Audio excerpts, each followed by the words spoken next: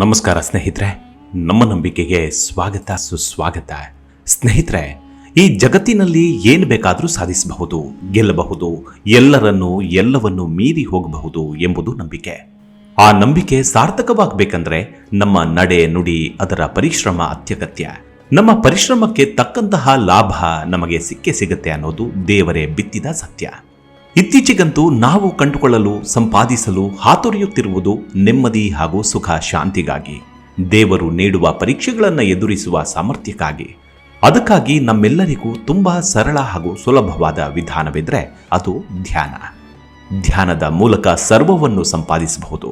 ತಾಳ್ಮೆ, ಸಹನೆ, ಧೈರ್ಯ, ಸ್ಥೈರ್ಯ, ದೃಢತೆ ಎಲ್ಲವನ್ನು ಸಂಪಾದಿಸಬಹುದು. ಅದು ಯಾವಾಗ ನಮ್ಮ ಧ್ಯಾನದ ಮೂಲ ವಿಧಾನ ಸರಿಯಾಗಿದ್ದಾಗ ಮಾತ್ರ ಸಾಧ್ಯ. ಅಷ್ಟಕ್ಕೂ ಧ್ಯಾನ ಅಂದ್ರೆ ನಾನು ಹಾಗೂ ನನ್ನತನವು ಸಮ್ಮಿಳನವಾಗುವ ಒಂದು ಪ್ರಕ್ರಿಯೆ. ಅದನ್ನ ಮನಸ್ಸಿನ ತರಬೇತಿ ಅಂತಲೂ ಕರೀತಾರೆ. ಹೀಗೆ ಧ್ಯಾನಕ್ಕೆ ಪ್ರತಿಯೊಬ್ಬರು ಕುಳಿತುಕೊಳ್ಳುವಾಗಲೂ ಏಕಾಏಕಿ ನಮ್ಮ ಚಕ್ಷುವಿಗೆ ಬಂದಪ್ಪಳಿಸುವುದೇ ಕಾಮ ಅಥವಾ ಲೈಂಗಿಕ ಪ್ರಚೋದನೆಯ ಮನೋಭಾವನೆಗಳು. ಯಾಕಾಗಿ ಈ ರೀತಿಯ ಭಾವನೆಗಳು ಬರುತ್ತೆ? ಇದು ಸರಿಯಾ ಅಥವಾ ನಾನೇ ಸರಿ ಇಲ್ವಾ? ನನ್ನಲ್ಲಿ ಬದಲಾಗಬೇಕಿರೋದೇನು ಅನ್ನೋದೇ ನಮ್ಮ ಮುಂದಿನ ಅಂತಿಮ ಪ್ರಶ್ನೆ. ಅಷ್ಟಕ್ಕೂ ಕಾಮವಾಂಛೆಗಳು ಧ್ಯಾನದಲ್ಲೇ ಬರುವುದೇಕೆ? ಅದರಿಂದ ಹೊರಬರುವುದು ಹೇಗೆ? ಅನುಸರಿಸಬೇಕಾದ ಕ್ರಮಗಳು ಹಾಗೂ ವಿಧಾನ ಯಾವುದು ಅನ್ನೋದನ್ನ ಇವತ್ತಿನ ಸಂಚಿಕೆಯಲ್ಲಿ ನೋಡೋಣ. ಈ ಸಂಚಿಕೆಯಲ್ಲಿ ಎಲ್ಲವನ್ನು ಮುಕ್ತವಾಗಿ ಚರ್ಚಿಸೋಣ. ಹಾಗೆ ಈ ವಿಡಿಯೋವನ್ನ ಸಂಪೂರ್ಣವಾಗಿ ವೀಕ್ಷಿಸಿದ ನಂತರ ಸರಿಯಾಗಿದೆಯಾ ಅಥವಾ ತಪ್ಪಾ ಅಂತ ನಿಮಗನಿಸಿದ್ದನ್ನ ಕಮೆಂಟ್ ಮಾಡಿ ಹಂಚಿಕೊಳ್ಳಿ. ಸ್ನೇಹಿತರೆ, ಧ್ಯಾನ ಈ ಎರಡು ಪದಕ್ಕಿರುವ ಶಕ್ತಿಯೇ ದೇವರು ಮತ್ತು ಮನುಷ್ಯನ ನಡುವಿನ ಸಂಬಂಧ. ಇಲ್ಲಿ ಎಲ್ಲವೂ ಗೊಂದಲಮಯವಾದರೂ ತಾರ್ಕಿಕ ಅಂತ್ಯವಂತೂ ಲಭಿಸುತ್ತೆ. ಅದೇನಂದ್ರೆ ಜನ್ಮವೆತ್ತಿರೋದು ಕರ್ಮದ ಪಾಲಿಗಾಗಿ ಅನ್ನೋದು. ಧ್ಯಾನದಿಂದ ಏನೂ ಪಡೆದುಕೊಂಡಿಲ್ಲ, ಎಲ್ಲವನ್ನೂ ಕಳೆದುಕೊಂಡಿದ್ದೇನೆ ಅನ್ನೋ ಗೌತಮ ಬುದ್ಧನ ಮಾತಿನಿಂದ ಹಿಡಿದು ಧ್ಯಾನದಿಂದ ನನ್ನ ಬದುಕೆ ಬದಲಾಯಿತು ಅನ್ನೋವರೆಗೂ ಧ್ಯಾನ ಸರ್ವಶಕ್ತಂ ಸರ್ವವಿದಿತಂ. ಇಲ್ಲಿ ಬೇಕಿರೋದು ನಮ್ಮ ನಿರ್ಧಾರಗಳು ಮಾತ್ರ.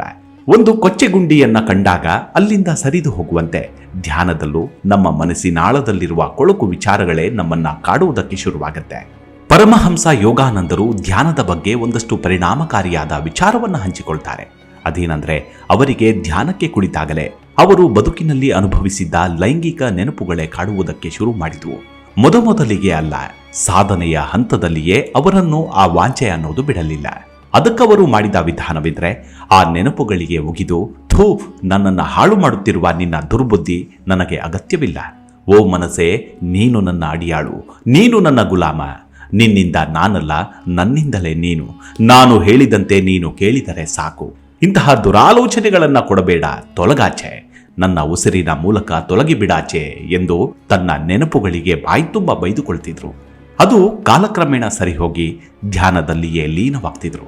ಆ ಕೊಳಚೆಯ ನೆನಪಿನಲ್ಲೊಂದು ಕಮಲವು ಪುಟಿದೆತ್ತಿತ್ತು. ಆ ಪರಮಾತ್ಮನ ಸಾನ್ನಿಧ್ಯವನ್ನ ಕಂಡು ಪುನೀತರಾದ್ರು. ಹಾಗೆ ಧ್ಯಾನ ಅಂದ್ರೆ 30 ನಿಮಿಷವೋ 3 ಗಂಟೆಯೋ ಕೂತೆದ್ದು ಬಿಡುವುದಲ್ಲ. ಧ್ಯಾನ ಅಂದ್ರೆ ನಮ್ಮಲ್ಲಡಗಿದ ಸರಿ ತಪ್ಪುಗಳ ನ್ಯಾಯ ತೀರ್ಮಾನದ ಕಟಕಟೆ. ಅಲ್ಲಿ ನ್ಯಾಯಾಧೀಶ ನಮ್ಮ ಅಂತರಂಗ, ಆರೋಪಿಗಳು ನಮ್ಮ ನೆನಪುಗಳು, ವಕೀಲನೇ ನಮ್ಮ ಮನಸ್ಸು. ವಾದ ಮಾಡಿ ಗೆಲ್ಲಬೇಕೆಂಬ ಹಪಾಹಪಿ ವಕೀಲನಿಗಾದರೆ, ಶಿಕ್ಷೆಯಿಂದ ಪಾರಾಗಿ ಬಿಡಬೇಕೆಂಬ ಆತುರ ನೆನಪೆಂಬ ಆರೋಪಿಗೆ. ಆದರೆ ನ್ಯಾಯಾಧೀಶನಿಗೆ ಮೋಸ ಮಾಡಲಾಗುವುದಿಲ್ಲ. ಯಾಕಂದ್ರೆ ಅವನ ಮುಂದೆ ಅಲ್ಲಿರುವುದೆಲ್ಲವೂ ತೆರೆದ ಪುಸ್ತಕವೇ. ನಮ್ಮ ಪಾಪ ಕರ್ಮಗಳಿಗೆ ಶಿಕ್ಷೆ ತಪ್ಪಿದ್ದಲ್ಲ. ಆದರೆ ತಪ್ಪೊಪ್ಪಿ ಶರಣಾಗತಿಯಾದ್ರೆ ಶಿಕ್ಷೆಯಲ್ಲಿ ವಿನಾಯಿತಿಯಂತೂ ಸಿಕ್ಕೇ ಸಿಗುತ್ತೆ. ಅಷ್ಟರ ಮಟ್ಟಿಗೆ ಈ ಧ್ಯಾನ ಅನ್ನೋ ಠಾಣೆ ನಮ್ಮೆಲ್ಲರನ್ನು ಜೈಲಿನ ಕಂಬಿಯೊಳಕ್ಕೆ ನಿಲ್ಲಿಸಿಬಿಡುತ್ತೆ. ಮುಖದಲ್ಲಿನ ಅಮಾಯಕತನ ಕಾಮದಲ್ಲಿರುವುದಿಲ್ಲ. ಕಾಮವೆಂದರೆ ಅದೊಂದು ಅಜಾನುಬಾಹು ರಾಕ್ಷಸನಿದ್ದಂತೆ. ತೃಪ್ತಿಯಾದರೂ ಮತ್ತಷ್ಟು ಬೇಕೆನ್ನುವ ಲೋಭಿ. ಅವನಿಗೆ ಹಸಿವಿನ ಹಂಗಿಲ್ಲ, ಭಯದ ಗುಂಗಿಲ್ಲ, ಲಜ್ಜೆಯ ಅರಿವಿಲ್ಲ, ಕರ್ತವ್ಯಗಳ ಸುಳಿವಿಲ್ಲ. ಅಷ್ಟೊಂದು ನಿಷ್ಕರುಣಿಯೇ ಕಾಮ. ಪ್ರೀತಿಯ ನೆಪದಲ್ಲಿ ಸುಖಕ್ಕಾಗಿ ಹಂಬಲಿಸುವ ಸ್ವಾರ್ಥಿ ಅಂದ್ರೆ ಅದು ಕಾಮವೇ. ಕಾಮವು 2 ಅಲಗಿನ ಚೂಪಾದ ಖಡ್ಗವಿದ್ದಂತೆ. ಅರಿಷಡ್ ವರ್ಗದಲ್ಲಿ ಪ್ರಥಮ ಸ್ಥಾನದಲ್ಲಿರುವ ಇದು 4 ಪುರುಷಾರ್ಥಗಳಲ್ಲೂ ಪ್ರಧಾನವಾದದ್ದು.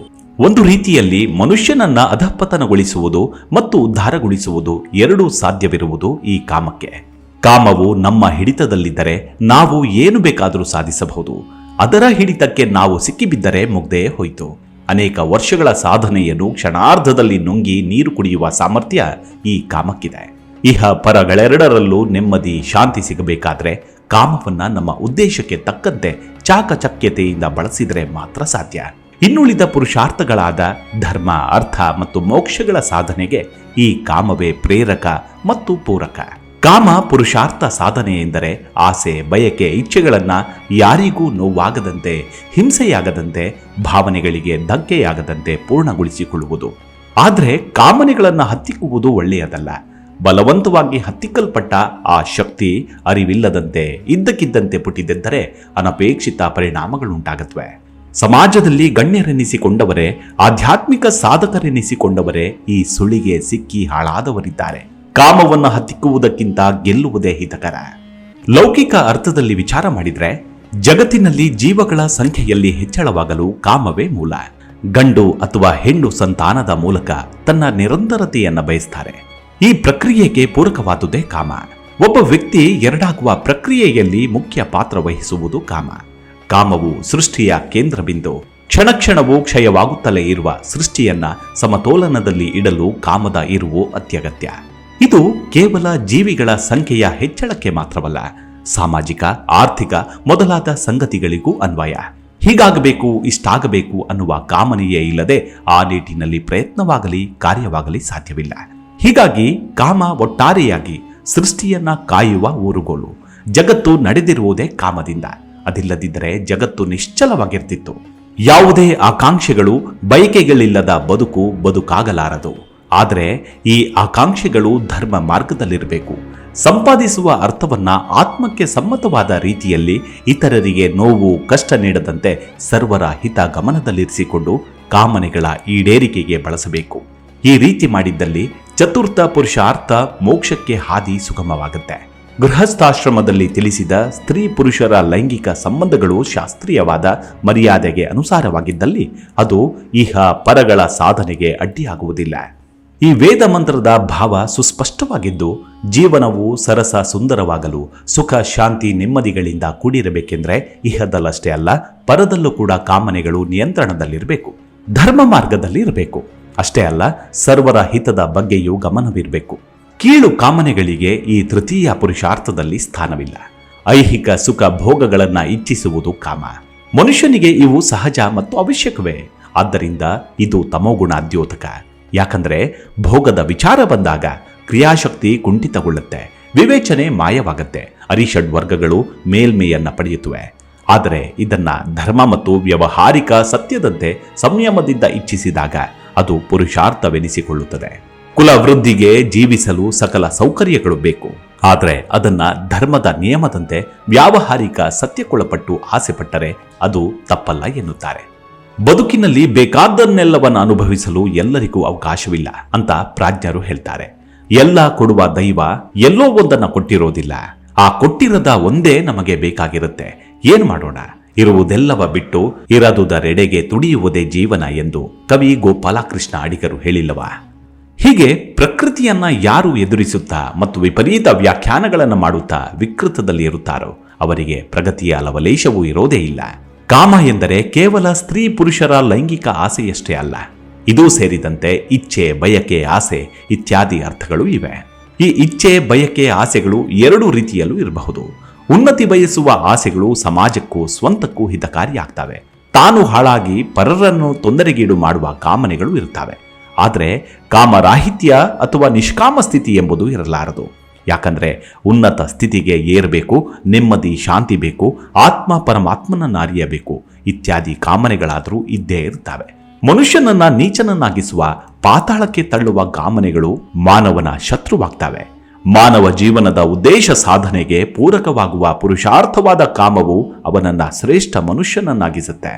ಅಥರ್ವ ವೇದದಲ್ಲಿ ವಿವರಿಸಿದೆ, ಓ ಕಾಮವೇ, ಯಾವ ನಿನ್ನ ವಿಸ್ತಾರಗಳು ಹಾಗೂ ರೂಪಗಳು ಮಂಗಳಕರವೂ ಕಲ್ಯಾಣಕಾರಿಯೂ ಆಗಿವೆಯೋ, ಯಾವುದನ್ನ ನೀನು ಬಯಸುತ್ತೀಯೋ, ಯಾವ ಸತ್ಯದ ದರ್ಶನ ನಿನ್ನ ಕಾರಣದಿಂದ ಲಭಿಸುತ್ತದೆಯೋ ಆ ರೂಪಗಳೊಂದಿಗೆ ನಮ್ಮಲ್ಲಿ ಪ್ರವೇಶ ಮಾಡು.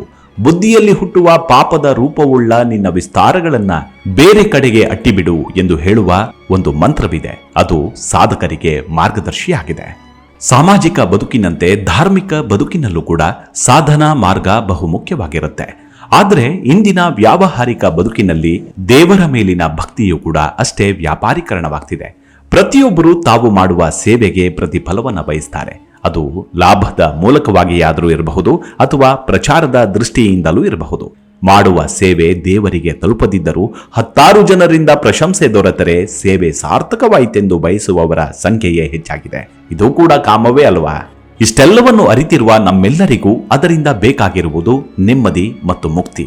ಕೋಪದ ಕೈಗೆ ಕೊಟ್ಟ ಬುದ್ಧಿ, ಕಾಮದ ಕೈಗಿತ್ತ ಪರಿಜ್ಞಾನ ಮನುಷ್ಯ ರೂಪವನ್ನ ತ್ಯಜಿಸಿ ಬಿಡುತ್ತದೆ ಎಂಬ ಸತ್ಯವನ್ನು ಅರಿತಾಗಲೇ ಧ್ಯಾನದ ಸುಳಿಯ ಆಳ ಎಷ್ಟಿದೆ ಅನ್ನೋ ಅರಿವಾಗುತ್ತೆ. ಹಾಗಾಗಿ ಧ್ಯಾನಕ್ಕೆ ಕುಳಿತುಕೊಳ್ಳುವಾಗ ಮೊದಲು ಮನಸ್ಸಿನಲ್ಲೇಳುವ ನೆನಪುಗಳು, ಭಾವನೆಗಳು, ಕಾಮನೆಗಳೆಲ್ಲವನ್ನೂ ಹರಿಯಬಿಡಬೇಕು. ಅವೆಲ್ಲವನ್ನು ಸಮಚಿತ್ತದಿಂದ ಸಾಕ್ಷಿಯಂತೆ ನಾವು ನೋಡತೊಡಗಬೇಕು. ಅದರ ಭ್ರಮೆ ಮತ್ತು ಹುಚ್ಚಾಟ ಎಷ್ಟರ ಮಟ್ಟಿಗಿದೆ ಎಂದರೆ ಒಂದೊಂದು ಕ್ಷಣಕ್ಕೂ ಎಲ್ಲಿಂದೆಲ್ಲಿಗೂ ಸ್ಥಾನ ಪಲ್ಲಟ ಮಾಡುತ್ತೆ. ಕಾಮದಿಂದ ಕ್ರೋಧಕ್ಕೆ, ಕ್ರೋಧದಿಂದ ಪ್ರೀತಿಗೆ, ಪ್ರೀತಿಯಿಂದ ಹಾಸ್ಯಕ್ಕೆ, ಹಾಸ್ಯದಿಂದ ಮತ್ತೆ ಬಂದು ನಿಲ್ಲೋದೆ ಕಾಮ. ಬರೀ ಲೈಂಗಿಕ ವಾಂಛೆ ಮಾತ್ರವಲ್ಲ, ಕಾಮವೆಂದರೆ ಕಾರು, ಬಂಗಲೆ, ಹಣ, ಆಸ್ತಿ, ಅಂತಸ್ತು, ಒಡವೆ, ರೂಪ, ಲಾವಣ್ಯ, ದೇಹ ಸೌಂದರ್ಯ ಎಲ್ಲವೂ ಕಾಮದ ಪ್ರತೀಕಗಳೇ. ಇವೆಲ್ಲವನ್ನು ಮೀರಿ ಭಗವಂತ ನಿನ್ನ ಪಾದವೇ ಗತಿ, ನನ್ನನ್ನು ಸರಿ ಮಾಡು, ನನಗೆ ನಿನ್ನ ಪರೀಕ್ಷೆಗಳನ್ನ ಎದುರಿಸುವ ಶಕ್ತಿ ನೀಡು, ನಾನೊಬ್ಬ ಭಿಕ್ಷುಕ, ನೀನೇ ಕೊಡುಗೈದಾನಿ, ಕೈ ಹಿಡಿದು ನಡೆಸು ಕರುಣಾಳು. ಅರಿಯದ ಬದುಕಿನಲ್ಲಿ ಮನಸ್ಸೆಂಬ ರಾಕ್ಷಸನ ಹಿಂಸೆ ಸಹಿಸಲಾಗುತ್ತಿಲ್ಲ. ನಿನ್ನ ಪಾದವೇ ನನಗೆ ದಾರಿ, ನಿನ್ನ ನಾಮ ಜಪವೇ ನನ್ನ ಬದುಕು, ನನ್ನ ಬದುಕೆ ನಿನ್ನ ಪಾದದ ಧೂಳು ತಂದೆ. ನೀನೋದ ಕಡೆಯಲ್ಲೆಲ್ಲ ನನ್ನ ಪಯಣ, ಬೆಳಕೆ ಕಾಣದ ಈ ಬದುಕಿಗೆ ನೀನೇ ಆಸರೆ ತಂದೆ. ನನ್ನ ಆತ್ಮವನ್ನ ಬೆಳಗಿಸು, ನನ್ನ ಮನಸ್ಸೆಂಬ ಮಾಯಾಜಿಂಕೆಯನ್ನ ಹಿಡಿತದಲ್ಲಿರಿಸು, ನನ್ನ ಬುದ್ಧಿ ಎಂಬ ನೌಕೆಯನ್ನ ದೃಢವಾಗಿ ನಿಲ್ಲಿಸು ಎಂದು ಧ್ಯಾನಕ್ಕೆ ಕೂತಾಗ ಪದೇ ಪದೇ ಪದೇ ಪದೇ ಎದೆಯ ಅಂತರಂಗದಲ್ಲಿ ಮನಸ್ಸನ್ನ ಕೇಂದ್ರೀಕರಿಸಿ ನಮ್ಮ ಪ್ರಾರ್ಥನೆಯನ್ನ ಆ ಪರಮಾತ್ಮನಿಗೆ ಅರ್ಪಣೆ ಮಾಡಬೇಕು. ಆ ಕ್ಷಣವೇ ಧ್ಯಾನಾವಸ್ಥೆ ಮತ್ತೊಂದು ರೂಪವನ್ನು ಪಡೆದುಕೊಳ್ಳುತ್ತೆ. ಆಗ ಮನಸ್ಸಿನ ಕರಿಛಾಯೆ ಮಂಕಾಗಿ ಜ್ಞಾನವೆಂಬ ಕಿರಣಗಳು ನಮ್ಮ ದೇಹ, ಆತ್ಮ ಮತ್ತು ಮನಸ್ಸಿನಾಳಕ್ಕೂ ಹೊಕ್ಕಿ ಬೆಳಗಲು ಶುರು ಮಾಡ್ತವೆ. ಅದರ ಪರಿಣಾಮವೇ ಆಗುವುದೆಲ್ಲ ಆಗಲಿ, ಬಂದಿದ್ದೆಲ್ಲ ಬರಲಿ, ನಾನು ಸಿದ್ಧನಿದ್ದೇನೆ, ಯಾಕಂದ್ರೆ ನಾನು ದೇವರ ದಾರಿಯಲ್ಲೇ ಇದ್ದೇನೆ. ಸಾವು ಬದುಕಿನ ಸೇತುವೆಯಲ್ಲಿ ನಡೆಯುವವನಿಗೆ ಬದುಕೆಂಬ ನಂಬಿಕೆಯೇ ಆಧಾರ, ಆಧಾರವೇ ಪರಮಾತ್ಮ. ಆ ಪರಮಾತ್ಮನು ಎಲ್ಲಿಗೆ ಅಂತ್ಯ ಬರೆದಿರುವನೋ ಅಲ್ಲಿಗಷ್ಟೇ ನನ್ನ ಪಯಣ, ಅದುವೇ ನನ್ನ ಅಂತಿಮ ಯಾತ್ರೆ ಎಂಬ ತಿಳುವಳಿಕೆ ಬರುತ್ತೆ. ಅದುವೇ ಬುದ್ಧಿಗೂ ಮಿಗಿಲಾಗಿ ಜ್ಞಾನದ ಕವಲೊಡೆಯುತ್ತೆ. ಪ್ರಶ್ನೆಗಳು ಮೂಕಾಗಿ ಉತ್ತರ ಹುಡುಕುವ ಗುರುವಾಗಿ ಪರಿಣಮಿಸುತ್ತೆ ಬದುಕು. ಅದಕ್ಕೆ ಅಂತರಂಗವೇ ಅಧಿಪತಿ. ಆತ್ಮಸಾಕ್ಷಿ ಜಾಗೃತವಾಗಿ ನಮಗೆ ಬೇಕು ಬೇಡಗಳೇನಿದ್ರೂ ಪೂರೈಸುತ್ತೆ. ಇದು ನನ್ನ ಅನುಭವ. ಸಾಧ್ಯವಾದರೆ ನೀವು ಅನುಭವಿಸಿ. ಮತ್ತೊಂದು ಅಂಶ, ಧ್ಯಾನ ಅಂದರೆ ಕುಳಿತು 1 ತಾಸು 2 ತಾಸು ಕಣ್ಮುಚ್ಚಿ ಕೂರುವುದಲ್ಲ. ಬದಲಾಗಿ ಕಣ್ಣು ಬಿಟ್ಟಿರುವಾಗಲೂ ಕಣ್ಣು ಮುಚ್ಚುವಾಗಲೂ ಅಂತರಂಗದಲ್ಲಿ ಧ್ಯಾನಸ್ಥ ಸ್ಥಿತಿಯಲ್ಲಿರುವುದೇ ನಿಜವಾದ ಧ್ಯಾನ. ನಾಮಜಪವನ್ನು ಮಂತ್ರ ಜಪಿಸುವುದೋ ಅತಿ ಶ್ರೇಷ್ಠವಾದದ್ದು. ಖಂಡಿತವಾಗ್ಲೂ ಬದುಕು ಬದಲಾಗತ್ತೆ. ಈ ಕಾಮ ವಾಂಛೆಗಳೆಲ್ಲವೂ ಕಣ್ಣಿಗೆ ಕಾಣದಂತೆ ಮರೆಯಾಗತ್ತೆ. ಮನಸ್ಸು ನಿಮ್ಮ ಹಿಡಿತದಲ್ಲಿ ಖಂಡಿತವಾಗ್ಲೂ ಸಿಗುತ್ತೆ. ಪ್ರಯತ್ನಿಸಿ. ಮುಂದಿನ ಸಂಚಿಕೆಯಲ್ಲಿ ಮತ್ತೆ ಸಿಗೋಣ. ಅಲ್ಲಿವರೆಗೂ ನಿಮ್ಮ ಆರೋಗ್ಯದ ಕಡೆ ಗಮನವಿರಲಿ. Take care. ನಮಸ್ಕಾರ.